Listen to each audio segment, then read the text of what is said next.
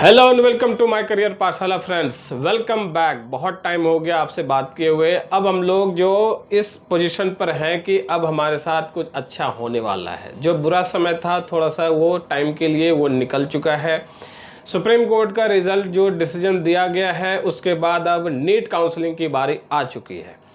हालांकि अभी रिजल्ट आना बाकी है। जो थर्ड टाइम एनटीए इस साल नीट 2024 के रिजल्ट को अनाउंस करेगा, रिपब्लिश करेगा आपकी रैंक्स को। उसके बाद नीट काउंसलिंग की डेट्स भी आ जाएगी। So today is Thursday, Friday and Saturday. ये 3 डेज के अंदर कुछ भी आपका किसी भी टाइम में रिजल्ट अनाउंस हो सकता है अलॉन्ग विद योर कि आपका नीट काउंसलिंग के लिए भी एमसीसी अपना कुछ भी अनाउंसमेंट कर सकता है। तो इन सारे सिनेरियोज में जो अभी मई 5 के बाद से यहाँ पर स्टोरी चलने लगी थी, वो रिजल्ट से लेकर के क्वेश्चन लीक से मामला लेकर के सुप्रीम कोर्ट में सुनवाई से लेकर हर एक दिन जो सुनवाई हुई है पिछले 2-3 हफ्तों में, वो काफ़ी ज़्यादा क्रूशियल था। और डिसीजन इस तरह से होना जिसमें कि स्टूडेंट के फेवर में चीज़ें होना, ये हमें अभी इस पर यकीन आज भी नहीं हो रहा है कि ये कैसे पॉसिबल हो पाया, क्योंकि रीनीट के चांसेस काफ़ी ज़्यादा लग रहे थे। हालांकि रीनीट से बेनिफिट और जो उसके लॉसेस हैं वो बहुत अच्छे से आप खुद भी एनालिसिस करके समझ सकते हैं। बीइंग स्टूडेंट आपके पास इतनी ज़्यादा एनालिसिस के लिए चीज़ें हैं जिसमें कि आपको लग रहा होगा कि भाई अगर रीनीट होता तो मेरा क्या होता। बहुत सारे ऐसे बच्चे भी होंगे जो पढ़ाई स्टार्ट कर चुके होंगे, लेकिन उनके लिए अभी चांस है, क्योंकि नीट का सर्टेनिटी किसी भी साल में कभी कुछ रहा ही नहीं।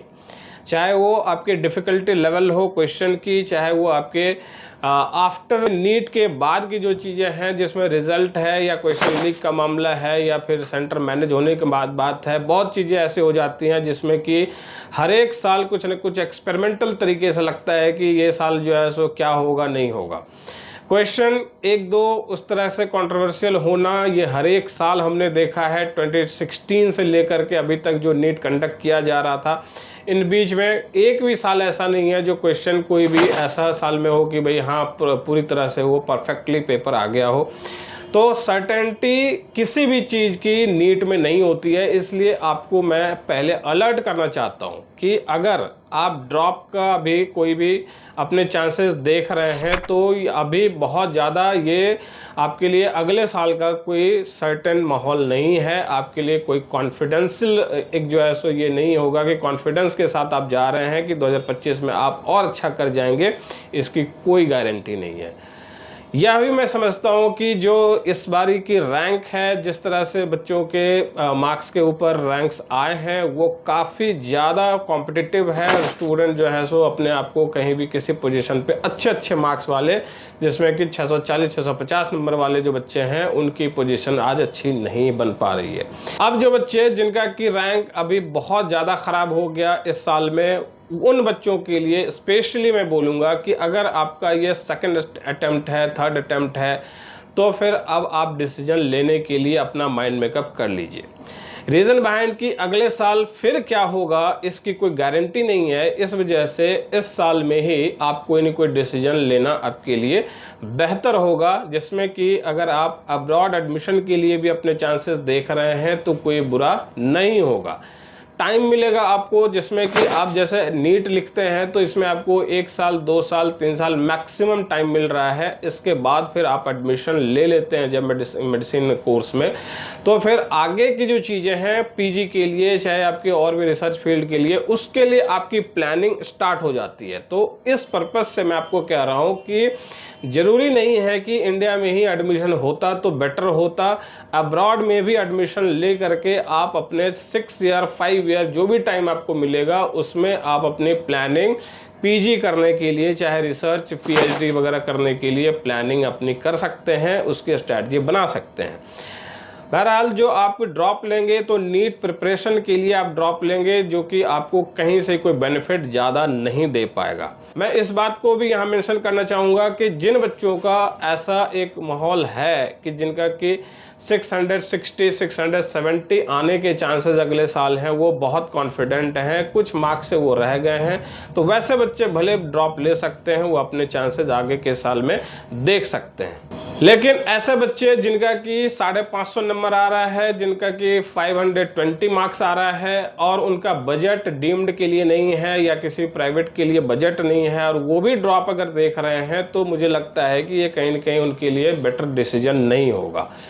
रीज़न बिहाइंड की हो सकता है, बहुत सारे ऐसे बच्चे हैं जिनका भी मेरे पास भी फ़ोन आता रहता है, तो वो बताते हैं कि भाई 2 साल हो गए, 3 साल हो गए, मेरे मार्क्स जो है सो इतने ही आते हैं। अब देखिए, कोई अलग से कोई मंत्र तो आपको मिलेगा नहीं कि भाई देखो इस साल ना तुम ये मंत्र पढ़ के जाना और ये इस तरह से तुम्हारे मार्क्स आ जाएंगे। यहाँ तो बहुत कैलकुलेटिव चीज़ें हैं और जब तक आप एनालिटिकली अप्रोच नहीं करते अपने प्रिपरेशन को, उसके स्ट्रैटेजी नहीं बनाते, प्लानिंग नहीं करते, तो इट्स नॉट दैट इजी कि नीट में अच्छे मार्क्स ला करके एडमिशन यहाँ पर किसी गवर्नमेंट या प्राइवेट अच्छे कॉलेज में एडमिशन ले ली जाए। तो इस वजह से मैं आपको बोलूँगा कि एटलीस्ट आप इस चीज़ का पूरी तरह से अपना सेल्फ असेसमेंट कर लीजिए कि भाई अगले साल जो है ये 520 नंबर 550 नंबर जो है ये 670 नंबर 680 नंबर में कन्वर्ट होगा या नहीं होगा। अगर कन्वर्ट होगा तो फिर तो आप ड्रॉप भली भांति लीजिए, इसमें कहीं कोई आपको रोक टोक नहीं है। लेकिन अगर फिर अगले साल करते करते पंचवर्षीय योजना में आप चले गए और कुछ हो नहीं पाया, तो इससे बेटर है कि आप कोई ऑल्टरनेट ऑप्शन ढूंढिए जिसमें कि best of the best option है कि सिर्फ एमबीबीएस ही करना है आपने, तो अब्रॉड का जरूर से जरूर ऑप्शन देखिए और इस पर डिस्कशन के लिए हमें दिए गए नंबर्स पे अभी फ़ोन भी करिए। दूसरी बात कि अब जो काउंसलिंग में पार्टिसिपेट करने वाले हैं बच्चे, ऑल इंडिया कोटे में जो कट ऑफ की बात होगी वो आपका अगर सीटें बढ़ाई भी जाती हैं, पीछे बात हो रही थी कि लगभग 10,000 सीटें इस साल आ जाएंगी 2024 के लिए, लेकिन वो सिनेरियो अभी बहुत अच्छी तरह से दिखाई पड़ता नहीं है, जिसमें कि बहुत सारे स्टेट्स में 5 कॉलेज 10 कॉलेज इस तरह से कॉलेजेस के नंबर्स बढ़ाए जाने थे। गवर्नमेंट कॉलेज की बात कर रहा हूँ, तो 10 कॉलेज महाराष्ट्र में, 13 कॉलेज आपके यूपी में, लेकिन अभी तक कोई भी उस पर सुनवाई एनएमसी ने नहीं की है कि भाई हाँ ये कॉलेजेस आ रहे हैं कि नहीं आ रहे हैं। सिर्फ ये मीडिया रिपोर्ट्स है। 1-2 कॉलेज जो प्राइवेट में डीम्ड में कुछ ऐसे आ सकते हैं या आ भी चुका है वेस्ट बंगाल में, कर्नाटक में। तो अगर गवर्नमेंट की सीटें बढ़ाई जाती हैं तब तो इस साल जो रैंकिंग हो सकती है वो आपका ऑल इंडिया कोटे के अंदर मैक्सिमम टू मैक्सिमम जो जा सकता है वो 25,000 से 26,000 तक ये मैक्सिमम जा सकता है। इससे ऊपर अब आप ये एक्सपेक्ट नहीं कर सकते कि भाई ऑल इंडिया कोटे में आपका कोई भी रैंक पे एडमिशन हो जाएगा, बशर्ते आपके पास 640 नंबर हो। तो अगर आपके पास 641, 642, 600 मीन्स 40 तक में जो मार्क्स वाले बच्चे हैं जिनकी रैंकिंग मुझे लगता है 37,000 के आसपास की होगी, वो अपने स्टेट में भी चेक करें, क्योंकि स्टेट में भी रैंकिंग जो है वो ऑल इंडिया से ऊपर की जा रही है, जिसमें राजस्थान तो नंबर 1 है आपको पता है, दिल्ली नंबर 1 आपको पता है। इसके बाद यूपी बिहार भी कुछ कम नहीं है, यहाँ स्टूडेंट्स के जो क्राउड है वो काफ़ी ज़्यादा है। ओबीसी की संख्या बहुत ज़्यादा है, ईडब्ल्यूएस से ज़्यादा ओबीसी आ रहे हैं, तो उनकी जो कट ऑफ रेंज है वो जनरल से 1 नंबर ही मुश्किल से आगे पीछे होता है, इससे ज़्यादा नहीं होता। इवन राजस्थान में तो ओबीसी की कट ऑफ जनरल से ज़्यादा है।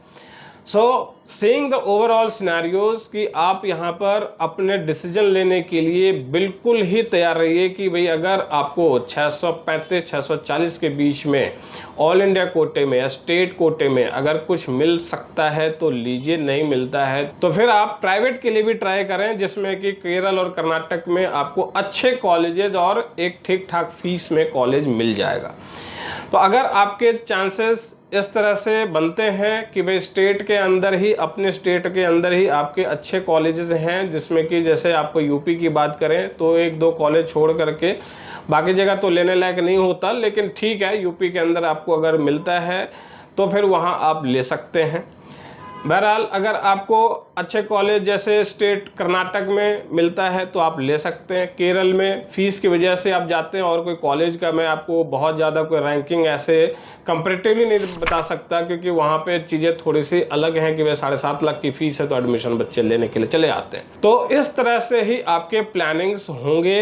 अब आप मुझसे पूछेंगे कि भाई अगर मुझे सेंट जॉन्स में एडमिशन लेना है, मुझे सीएमसी लुधियाना में एडमिशन लेना है, सीएमसी वेल्लोर में एडमिशन लेना है, तो उसकी कट ऑफ क्या है? तो भैया वो दिल्ली के बराबर का कट ऑफ है। यानी कि जिस बच्चे का 650 नंबर है, 660 नंबर है इस साल में, वही बच्चा वहाँ पर एडमिशन इस साल ले पाएगा। इसके बाद कुछ ऐसे कॉलेजेस हैं जिसमें कि फ़ीस बढ़ाई जा चुकी है। जैसे कर्नाटक में आपके रमैया मेडिकल कॉलेज की फ़ीस अब 22 लाख हो गई है। तो उधर भी अगर आपका बजट है तो आप ले सकते हैं, लेकिन कट ऑफ जो वहाँ पर कम जा रही है। अब तो मैं देख रहा हूँ कि वो 500 के आसपास ही कट ऑफ उसकी भी जा रही है। तो अच्छे अच्छे बच्चे वहाँ जाने के लिए तभी अपने आप को तैयार कर सकते हैं जब उसकी फ़ीस का बजट हो, क्योंकि यहाँ 1 करोड़ का मामला हो रहा है। तो इस हिसाब से अगर आपका बजट है तो मणिपाल लीजिए, आप हमदर्द में जाइए, आप जेएसएस जाइए, आप बेलगावी जाइए, इस केएस हेगड़े जा सकते हैं, जेलन आप उधर देख सकते हैं। तो फिर इधर देहरादून वाला जो कॉलेज जॉली ग्रांट है, ये सब देख सकते हैं। तो ओवरऑल सिनेरियो ये बनता है कि 620, 630, 640 इस तरह के कैटेगरी वाले मार्क्स वाले बच्चे, इनका अगर कहीं कुछ नहीं हो पाता तो इन कॉलेजेस में ही उनकी कुछ बात बनेगी। क्योंकि 10,000 के, जैसे मैं बोल रहा हूँ कि मैक्सिमम मैं स्ट्रेच करके बोलूँ कि 26,000 रैंक तक ऑल इंडिया बंद हो जाएगा। अब देखिए एक चीज़ और बता दो, 26,000 रैंक का मतलब हुआ कि जो लास्ट कॉलेज है वो चाहे साउथ में हो या फिर अंडमान निकोबार में हो, कि आपके नॉर्थ ईस्ट में हो, कि जम्मू कश्मीर में हो। मुझसे आप बच्चे पूछते हैं कि सर कहीं का भी कॉलेज आप दिलवा दो। अरे भाई, कॉलेज दिलवाने का मतलब क्या होता है? अगर जहाँ की cut off, all India cut off, क्या उसका सिग्निफिकेंस है? ऑल इंडिया कट ऑफ का मतलब हो गया कि जो लास्ट कॉलेज है, जो न्यूएस्ट कॉलेज है, उसकी ये कट ऑफ जा रही है। 26,000 रैंक उसकी कट ऑफ जा रही है। तो उस हिसाब से आप ये देखेंगे कि अगर वहाँ आपको एडमिशन मिल रहा है तभी तो आप ले पाएंगे। अब 10,000 प्लस जो रैंक वाला बच्चा है, 36,000 और 37,000 वाला, यानी कि 640 नंबर वाला जो बच्चा है, या 641 नंबर वाला भी जो बच्चा है, उसको मैं कैसे ये कहूँगा कि मैं ऑल इंडिया में आप चेक करिए आपको मिल जाएगा। मैं तो उसके लिए जो है सो काउंसलिंग अटेंड करने के लिए मैं अपने यहाँ रजिस्टर भी नहीं कर रहा हूँ उन बच्चों को, क्योंकि उनको स्टेट में भी मिलने में परेशानी है। स्टेट के अंदर भी मैं देख रहा हूँ कि अगर 35,000 रैंक तक में चीज़ें हो रही हैं तो 36,000 वाले कहाँ से वहाँ आ पाएंगे? तो यही जो फ़र्क है, कुछ मार्क्स का, 10 मार्क्स का फ़र्क हो गया और उसमें 10,000 रैंक का फ़र्क आ गया।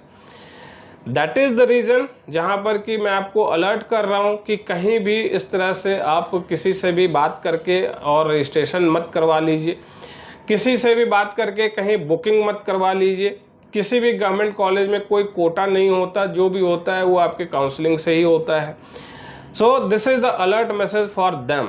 अभी ये टाउटिंग काफ़ी चलेगा मार्केट के अंदर, और इससे ज़्यादा मैं आपको यही कह सकता हूँ कि अगर आप अलर्ट नहीं हैं, आप अगर उनके ट्रैप में नहीं आ रहे हैं, तभी आप सेफ़ हैं। एल्स आपके पैसे डूब जाएंगे, आपकी बुकिंग वगैरह जो भी है, इतना ये बाबू हैं, वो फलाना है, वो एमपी है, वो एमएलए है, उससे कुछ नहीं होता।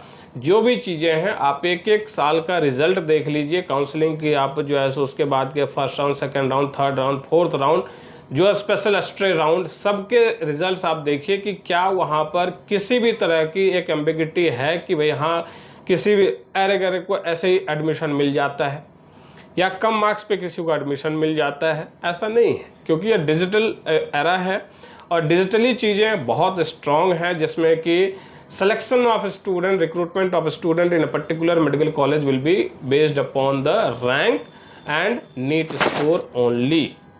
That's why ये मैं इस पर इतनी डिटेल इसलिए बात कर रहा हूँ क्योंकि बच्चे मुझे फ़ोन करके बता रहे हैं कि यहाँ मेरी बुकिंग हो रही है, यहाँ पर मुझे ऐसे असिस्टेंस दिया जा रहा है, एडमिशन मिल रहा है।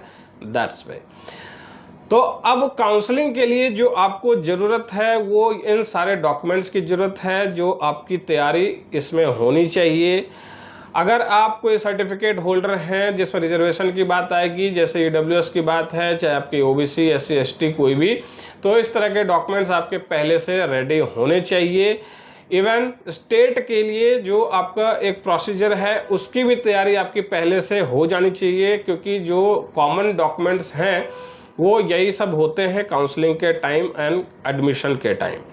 तो इन डॉक्यूमेंट्स को देख लीजिए, समझ लीजिए। अगर इसमें कोई डाउट होता है आपको, जैसे डोमिसाइल को लेकर के या फिर आपके किसी भी तरह से कहीं आपने एजुकेशन ली है और वहाँ के आपको 85% में कोई कोटा मिलेगा नहीं मिलेगा, इन चीज़ों को लेकर के फॉर्म कैसे भरी जाएगी, क्या अपलोड होगा, क्या अपलोड नहीं होगा, कितने पैसे लगेंगे, काउंसलिंग किस तरह से प्रोसेस कंडक्ट होगा, इवन आपका कैसे करके choice filling and ordering of colleges होगा, इन सब चीज़ के लिए, सारे क्वेरीज के लिए आप हमें दिए गए नंबर्स पे फ़ोन करिए।